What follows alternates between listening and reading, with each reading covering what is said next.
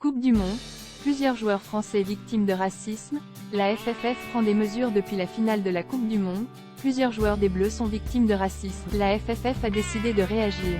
Tous les détails ici. La Coupe du Monde de football s'est terminée ce dimanche 18 décembre avec la victoire de l'Argentine.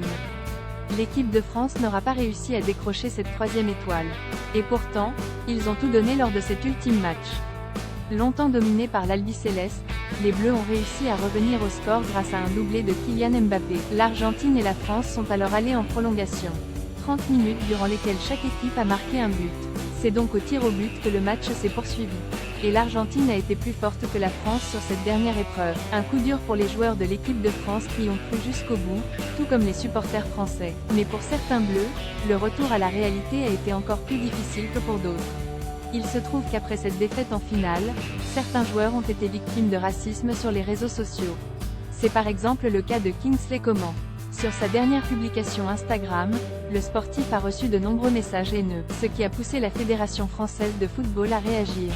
La FFF les condamne et va porter plainte contre ses auteurs. À la suite de la finale de la Coupe du Monde, plusieurs joueurs de l'équipe de France ont fait l'objet de propos racistes et haineux inacceptables sur les réseaux sociaux. La FFF les condamne et va porter plainte contre ses auteurs, a dévoilé le compte Instagram officiel de l'équipe de France. Une décision qui a rapidement été saluée par les internautes.